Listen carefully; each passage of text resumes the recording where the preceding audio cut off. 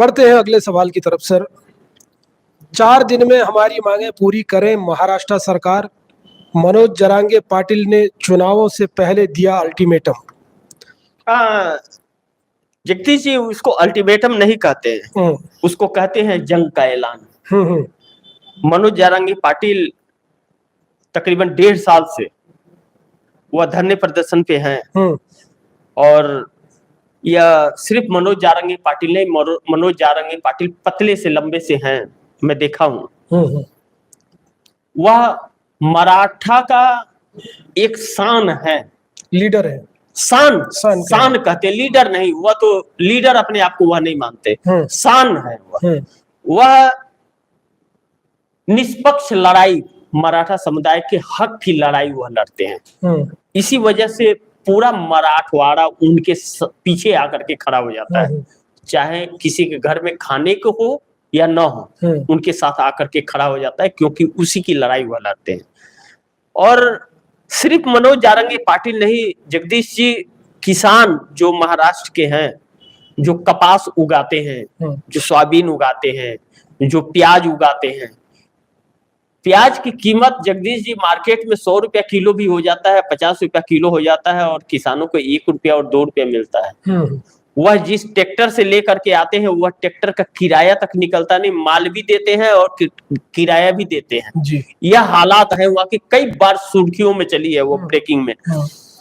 अब ऐसे वक्त पे यह सरकार, जब अब चुनाव है, 5 सालों के बाद नंबर जनता का आया है, तो जनता तो हिसाब करेगी। आप चुनाव के समय 1500 रुपया या लाडली बहना योजना है, ये योजना है, वो योजना है कह करके आप नहीं टाल पाओगे।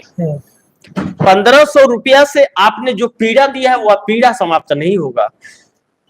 मैं बोल रहा हूं कि नरेंद्र मोदी ओबीसी नहीं है, नरेंद्र मोदी ओबीसी कैटेगरी में 2002-2004 में आए हैं, वह है कुछ और, लेकिन ओबीसी में उनकी कैटेगरी कब आई है? अटल बिहारी वाजपेयी और मनमोहन सिंह के कार्यकाल में आई है। कुछ अटल बिहारी वाजपेयी ने उस पर कार्य किया था और कुछ मनमोहन सिंह सरकार ने कर दिया। यूपीए 1 याद कीजिए जगदीश जी, यूपीए 1 ने वह कार्य किया, वह ओबीसी में आ गए। अपने को ओबीसी के बहुत बड़ा नेता मानते हैं, कितना ओबीसी को नरेंद्र मोदी जानते हैं। असल में नरेंद्र मोदी ठग आदमी है, वह ठगते हैं लोगों को, देश की जनता को ठगते हैं, देश की भावनाओं के साथ खिलवाड़ करते हैं।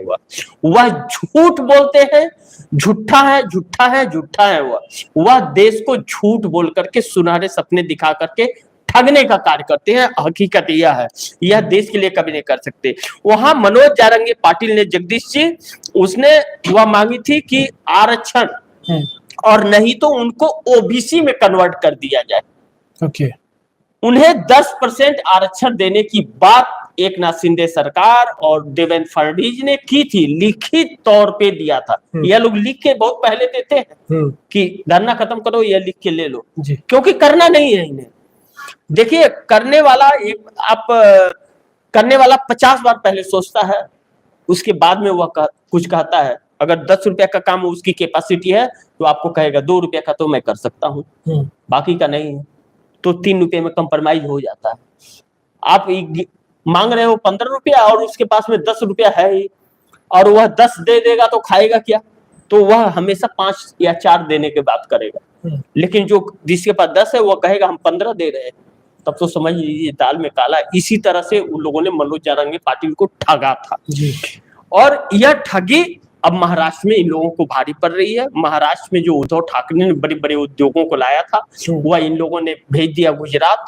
वहां के लोग बेहाल हैं और वहां बहुत घोटालेबाजी हुआ है, बहुत इन लोगों ने सताया, लूटा है और महाराष्ट्र को कर्ज में डाल दिया। बताइए, 3 लाख करोड़ 4 लाख करोड़ जिस स्टेट का रेवेन्यू है वह स्टेट कर्ज में डूब जाए, तब तो क्या ना, कितना दुख का बात। तो नरेंद्र मोदी है जो जीएसटी का पैसा देते नहीं है, बोलते हैं कर्ज ले लो।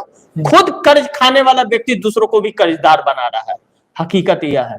तो क्या ना कि जिसे कर्ज खाने की आदत लग गई है उसको कर्ज ही उसको खाना पड़ेगा, वो उसको कर्ज खाना ही अच्छा लगता है, उसे मेहनत और कर्म करना नहीं। अगर ऐसा नहीं होता तो आज नरेंद्र मोदी को इस देश की चिंता होती, इस देश के लोगों को चिंता होती कि हम 200 लाख करोड़ रुपया कर्ज ले रहे हैं, तो वह पैसे 50 साल चुकाने के लिए हम ले रहे हैं, तो वो हम चुकाएंगे कहाँ से?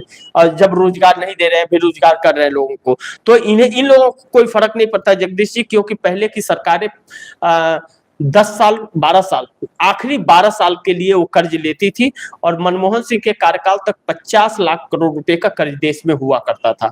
लेकिन इसने तो 4 गुना भी से भी पार कर दिया, 5 गुना कर दिया इन्होंने, तो 4 गुना 5 गुना करके इन्होंने कर्ज दिया, वो भी 50 साल के लिए। सोचिए कि यह तो अभी 2024 चल रहा है, 3001 में भी इनके कर्ज को चुकाना पड़ेगा इस देश को, और अब जितने दिन रहेंगे उतने दिन कर्ज लेते रहेंगे। तो वह कहते हैं ना कि अब समय आ गया है, अंत है, अब अंत का की शुरुआत हो चली है।